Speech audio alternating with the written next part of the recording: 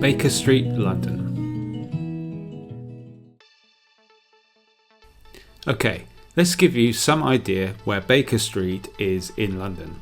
If you have been a follower of the streets of London, you will of course have seen all the other brilliant Streets of London episodes. You haven't? Shocking. Well, good job I've got a stiff upper lip. Anyway, let's have a look at some of the other famous places we've looked at before. Leicester Square, Oxford Street, Soho, Upper Street, Whitechapel, where Jack the Ripper haunted, and the Tower of London. And this is Buckingham Palace, just so it gives you an idea where we are. And here is Baker Street.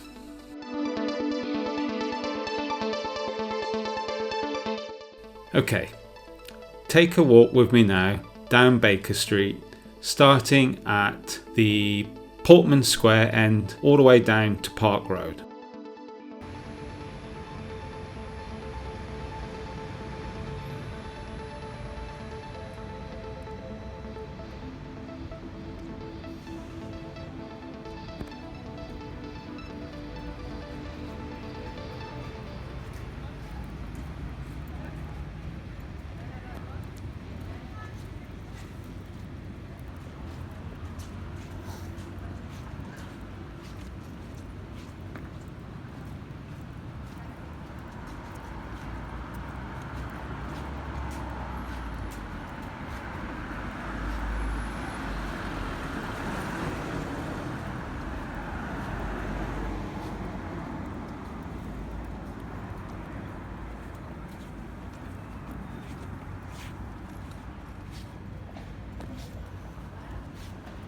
London, with city streets that have inspired so many stories, and in this film we are going to look at a street that has helped create two of them. Baker Street, in West London, where a legend lived and a song was born. Let's look at the song first. It's of course Baker Street by Gerry Rafferty. Winding your way down Baker Street, lying in your head and dead on your feet, well, another crazy day. You'll drink the night away and forget about everything. Gosh, that was just like Gerry was in the room, wasn't it? Anyway, Gerry was once in a band called the Stealers Wheel. This band broke up in 1975 and Gerry was stuck dealing with legal issues connected to the band's contracts. This meant he had to travel from Paisley in Scotland to work with lawyers in London, and he stayed with a friend in Baker Street. It is said that Gerry wrote this song in 1977, when the legal issues had been resolved, and released it in 1978.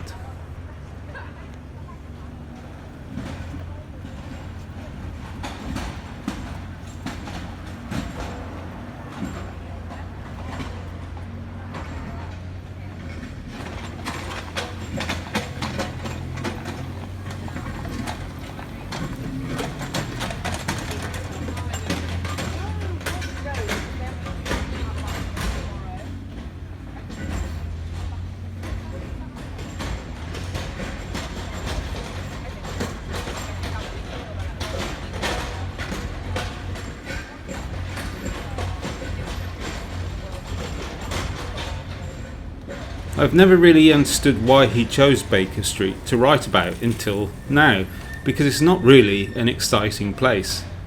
There are better places in London to write about, that's for sure.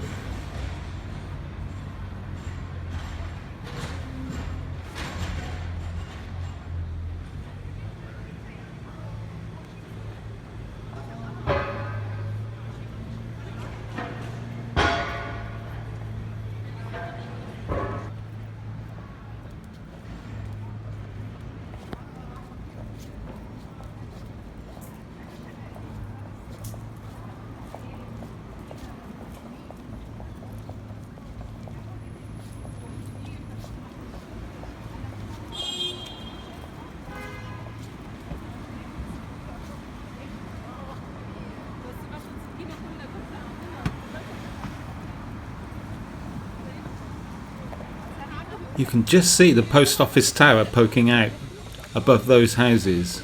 Can you see it?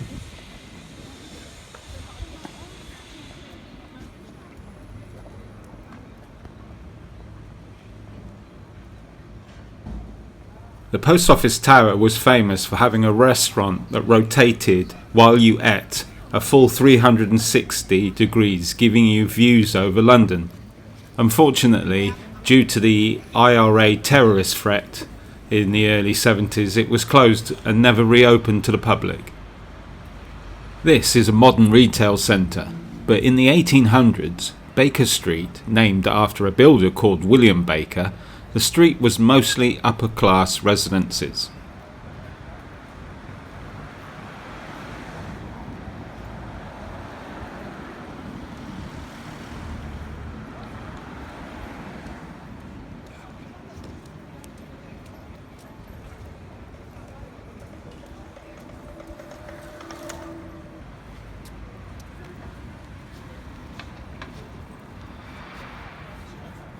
In 1835, the first Madame Tussauds Waxworks Museum opened on the street, until it moved in 1884.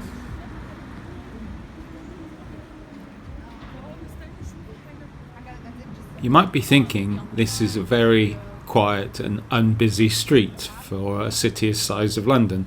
Well, this is early in the morning. I think it's just around 9:30 on a weekday.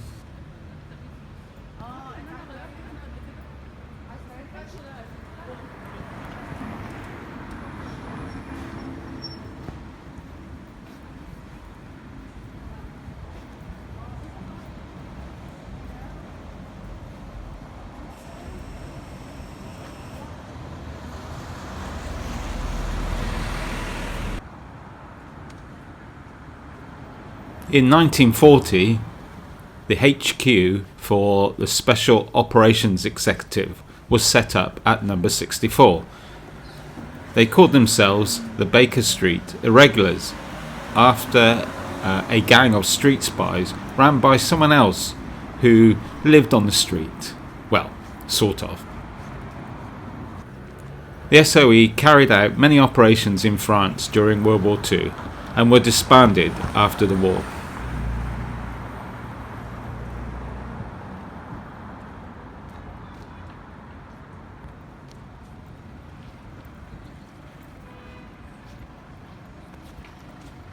As we are winding our way down Baker Street, I thought I might just share with you Baker Street Tube Station. It is one of the most atmospheric tube stations, I think, in London, and I use a lot of tube stations. The whole tube station has an air of antiquity to it. Not much seems to have changed. Just look at this platform. Seems really spooky, doesn't it? You could almost imagine you had gone back in time.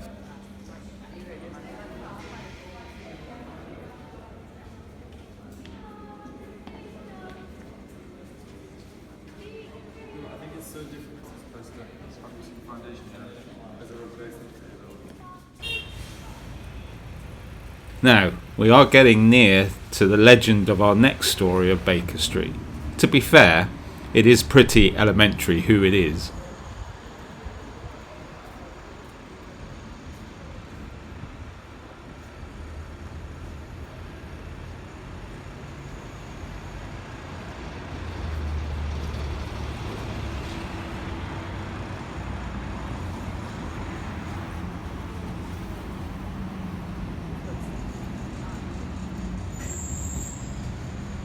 To get ready for our next Baker Street story and setting the mood for what it might have been like to have been in the area of Baker Street in the 1800s, let's take a quick look at what some of the houses would have looked like in London at the time of our next story.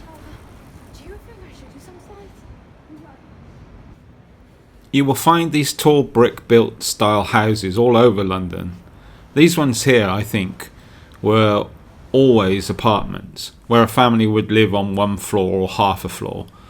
However, some of these type of buildings were owned by one family, very much like the TV show Upstairs Downstairs, with the servants living in the roof space and the kitchens in the basement. Many of those have been turned into flats now, but I once knew someone who still owned the whole building. Without the servants, of course, and it made for quite a style of living. That was of course in my younger and more handsome days. This of course is a post box, an old Royal Mail post box when it was owned by the country. You would have had first class post on one side and second class on the other. You might call it a mailbox.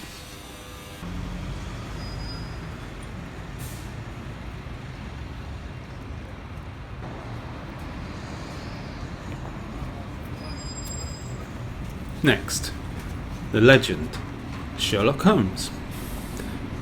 Now, if you are one of those people who think he is real, well, maybe you should stop watching now, because I'm about to tell you something surprising. Well, if you believe he's real, I'm about to tell you two things that are quite surprising, really. Okay, you stop watching? Right. Arthur Conan Doyle wrote Sherlock Holmes stories in Victorian times, which means everything about Sherlock Holmes is made up, which is important to remember when we get to the end of this film.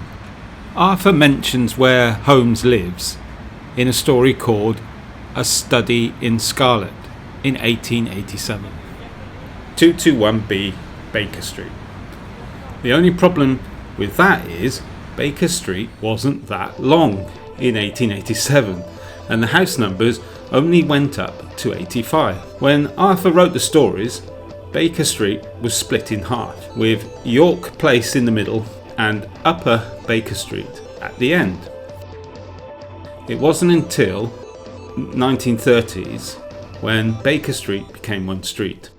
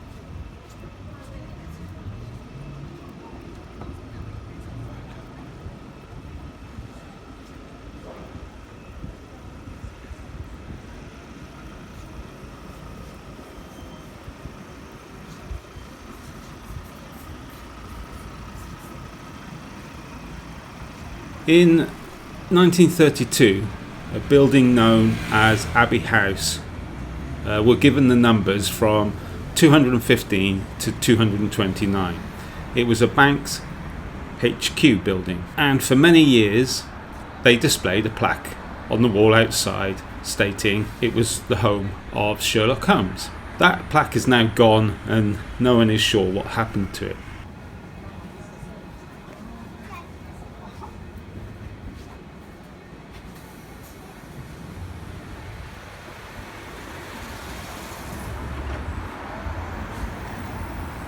Later on, towards the end of the 80s, the Sherlock Holmes Museum opened up in what was Upper Baker Street, in an 1815 townhouse, similar to how Doyle had described Holmes's house. You might be wondering why there's a Beatles store next door to the Sherlock Holmes Museum. Well, the original Beatles store was on the corner of Baker Street and Marylebone Road and closed in 1968. Back to Holmes. In March 1990, Westminster City Council changed the address number from 239 to 221B and put up a blue plaque stating it was Sherlock Holmes's house, which proudly sits outside the Sherlock Holmes Museum.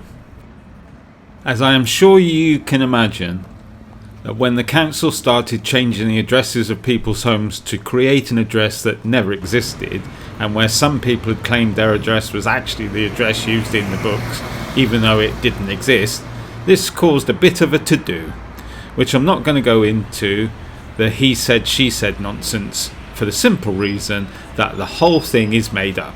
And anyway, I have better things to do with my time. Oh look, there is some paint drying over there. Anyway, there you have it, Baker Street. Thanks for watching.